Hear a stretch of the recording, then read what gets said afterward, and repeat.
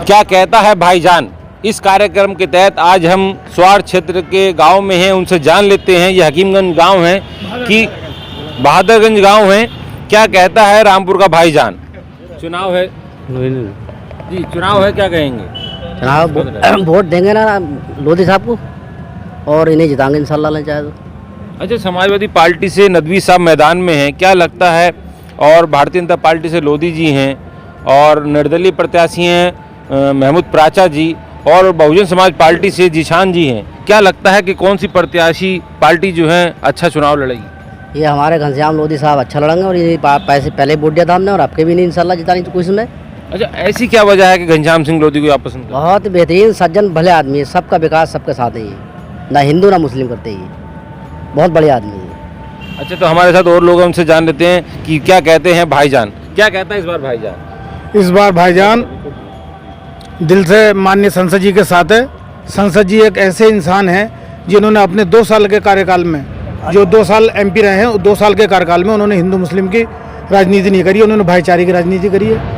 हिंदू से भी इतना प्यार करा है तो मुस्लिम से भी इतना प्यार करा है, हिंदू का विकास भी करा है तो मुस्लिम का विकास करा, सब कुछ साथ लेके चले हैं। तो इंशाल्लाह रिकॉर्ड वोटों से घनश्याम लोधी फिर दोबारा एमपी बनने जा रहे हैं। अच्छा, बात कर ले तो विकास की, आपके यहाँ क्या ऐसी समस्या हैं जो भारतीय जनता पार्टी में रहे घनश्याम सिंह लोधी जी ने पूरा किया हो। हमारे यहाँ बहुत समस्याएं थी भाई साहब। रोड हमारा थोनापुर वाला रोड था, ये 20 साल से ऐसे ही पड़ा था। लोगों ने यहाँ समाजवादी के विधायक बनाए, एमपी बनाए, मगर किसी ने सरकारें बनी, किसी ने कुछ नहीं करा। सांसद जी ने 2 साल में अपने कार्यकाल में 33 करोड़ से हमारा रोड मंजूर कराया। ये सामने वाला जो हाईवे है ये इसे चौड़ीकरण कराया है। और संसद जी ने अगर कोई बीमार है, जिसे कैंसर है या कुछ भी है, कोई भी बीमार है, तो उसके लिए लेटर लिखें और उसे प्रधानमंत्री योजना से भी फायदा पहुँचा। तो क्या लगता है कि भाईजान इस बार जो भारतीय जनता पार्टी को जो सपोर्ट करेगा। बिल्कुल करेगा।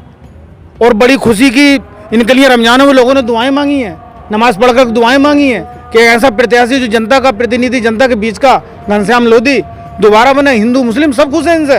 तो ऐसे में मौलवी साहब कहाँ जाएंगे जो दिल्ली की जामा मस्जिद से आए। मौलवी साहब अपनी उन बीवियों को देखें जिनकी शादी हुई है, मान लो 4-5 बीवी छोड़े पड़े हैं वो। आइए भाईजान हमारे साथ हैं, उनसे जान लेते हैं कि इस बार चुनाव में वो किसको पसंद करते हैं। जी घनश्याम सिंह लोधी जी। अच्छा, क्या वजह है ऐसी।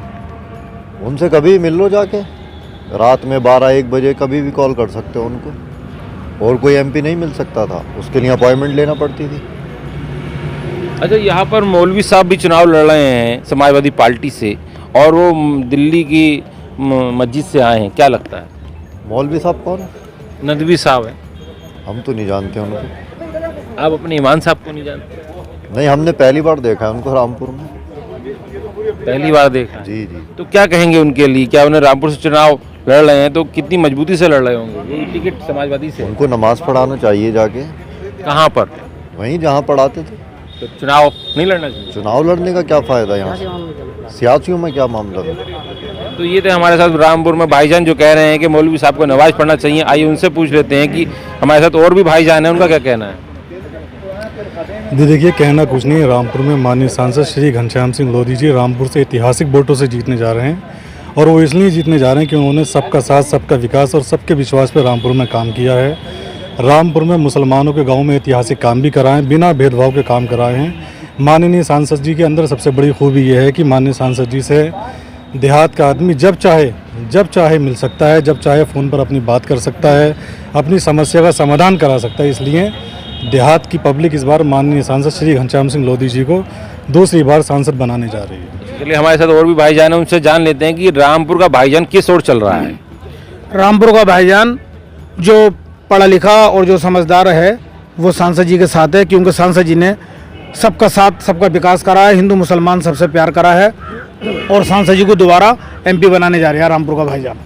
तो जिस तरीके से समाजवादी पार्टी जो है उन्होंने मौलवी साहब को चुनाव में खड़ा किया है, क्या लगता है प्रभाव पड़ेगा। ना कोई प्रभाव नहीं पड़ेगा।